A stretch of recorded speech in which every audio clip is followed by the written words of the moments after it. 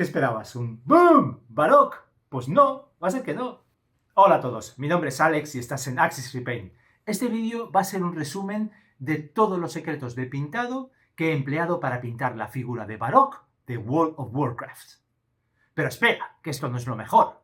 En la sección de directos de mi canal de YouTube tienes unas 40 horas de vídeo grabadas en directo donde podrás ver absolutamente todo, sin trucos ni fuera de cámara. Espero que estos directos sean algo a lo que puedas volver cuando estés pintando tus figuras. Puedas saltar las diferentes marcas de tiempo para ver cómo pintar la piel de orco verde o cómo pintar armaduras desgastadas y aprender de eso, inspirarte o simplemente para recordarlo más de una vez. Y si ya estás aquí, probablemente no sea la primera vez que ves un vídeo de Axis Repaint. Y si no es así... Permíteme que te muestre en unos segundos quién es Axis Repaint. Es un canal dedicado al pintado de figuras impresas en 3D y repintado de figuras de AliExpress, con estilo realista y cel shading o anime.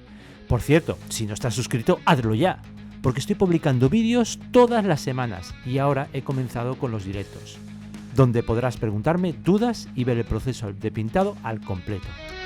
Y ahora sí, seguimos con el tutorial. Una cosa que siempre hago cuando pinto es imprimir la figura, ya sea con blanco, negro o gris. En este caso utilicé el negro para luego darle una capa de blanco con mi aerógrafo desde arriba. Con ello no solo resalta los detalles, sino que también lo aprovecho para trabajar la luminosidad de la figura, potenciando la cara y el pecho del personaje. Así, cuando empiece a añadir colores, las partes más iluminadas se quedarán más brillantes y vibrantes. Gracias a la amplia gama de colores de Green Stuff World y su fórmula secreta MEX, encontré el color base perfecto para la piel de orco sin necesidad de hacer mezclas de ningún tipo, el Yellow Brown o PS.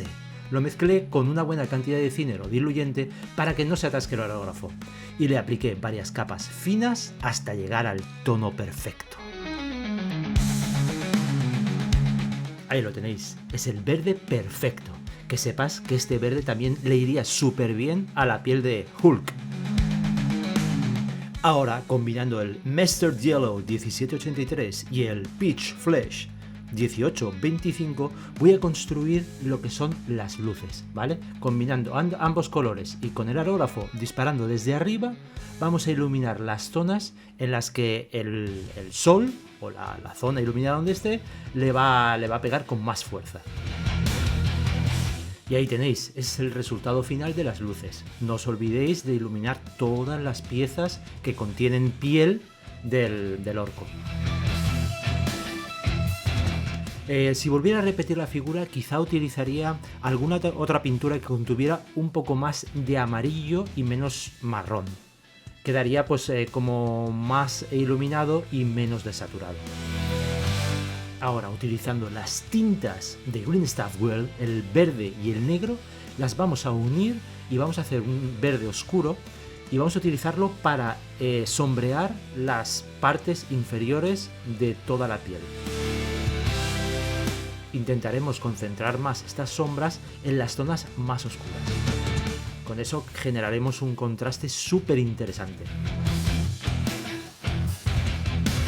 Otra forma muy buena de sombrear el verde es con un marrón rojizo. En este caso yo voy a utilizar el Brown Skin 3219. Si quieres ver cómo pinto cada una de las piezas, recuerda que tienes todo el proceso grabado en mi sección de directos de YouTube. Prepárate, porque ahora viene lo divertido. Vamos a por los detalles de la piel y para ello vuelvo a recurrir a las tintas, pero esta vez con pincel y diluyéndolas con mucha agua. El objetivo de este paso es construir las distintas capas de la piel, para que cuando veas la figura, lo primero que pienses es: ¡hostia, este orco realista me va a reventar! Ahí lo tienes, el resultado final después de dibujarle todas las venas. Por cierto, no quiero ser yo quien te diga que ese punteado de la piel lo tienes grabado en los directos. Ahora, utilizando la tinta roja, pero muy diluida, comenzaré a enrojecer algunas partes de la cara para darle un tono más vivo. Si te fijas, ya he aplicado también un poco de azul en la zona de la barba. Y ahí tienes el resultado después de aplicar las tintas. La cara es una de las partes más importantes de toda la figura, así que te recomiendo que le dediques un poco más de tiempo o bastante más que al resto de las piezas de la figura. Una vez construidas todas las capas distintas de la piel, todos los detalles, es turno de unificarlo todo. Así que cogemos el primer verde que hemos cogido y lo aplicamos muy diluido por toda la piel, tanto la cara, el cuerpo, los brazos.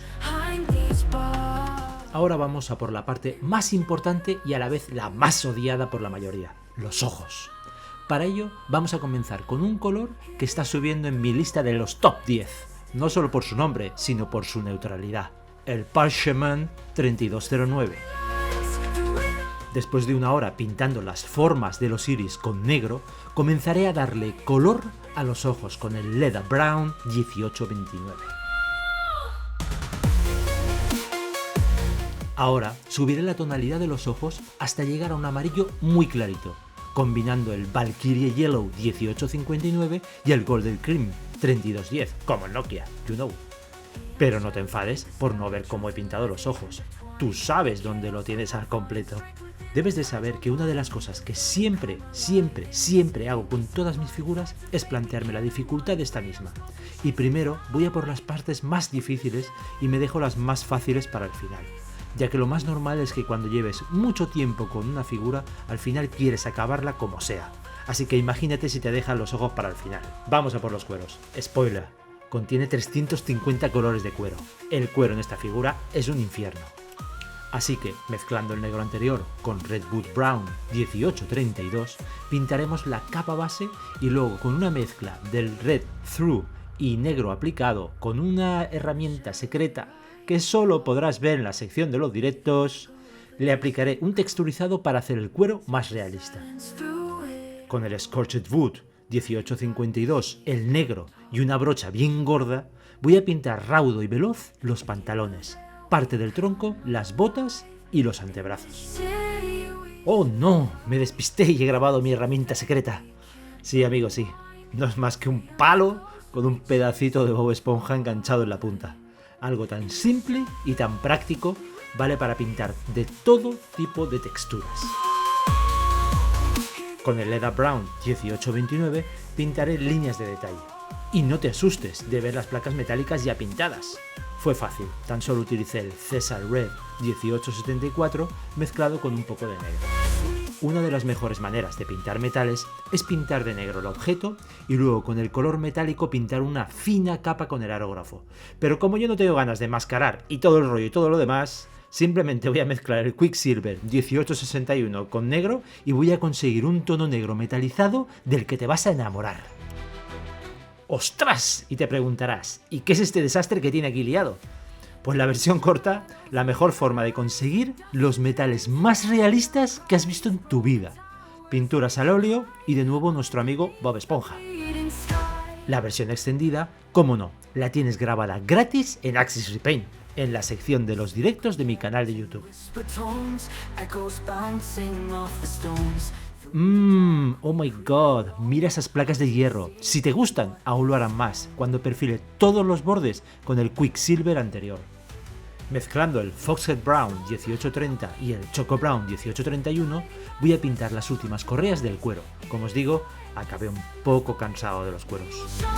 De nuevo, otro color que está a puntito de entrar en la lista top 10, el Sun Bleached Bone 1823. Buenísimo para pintar la capa base de todos los accesorios que contienen hueso. Y ahora vamos con una de las partes que para mí eran completamente desconocidas, las gemas, los rubíes, los zafiros. Hasta esta figura no había pintado ninguna gema y estuve investigando cómo obtener buenos resultados sin morir en el intento. Así que a base de pruebas y error conseguí un método bastante sencillo con el que pintando un par de capas de luces y de sombras, perfilando los bordes y aplicándole al final un barniz brillante, conseguí un efecto mucho mejor del esperado. Y vamos a por la parte más divertida de todo el vídeo, un diorama súper sencillo y para toda la familia. Lo único que utilicé fue una peana de madera, unas cortezas de árbol, tierra de la que se utiliza en belenes de Navidad y el ground de la Texture Series de Green Stuff World. Este último elemento lo apliqué por toda la base. Es como una especie de cemento, el cual se pega estupendamente en todas las superficies y cuando se seca se queda como una piedra. Al tener esa propiedad pegajosa, la aproveché para aplicarle por encima la tierra de Belén y obtener así un resultado más realista e interesante. Y si ya le diste al like y te suscribiste, es momento de... ¡Boom! ¡Guapísimo, ¿verdad?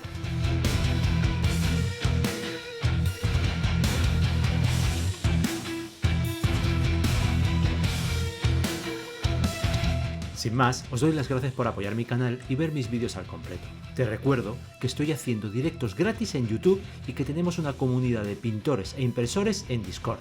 Nos vemos en el próximo tutorial. Un abrazo a todos.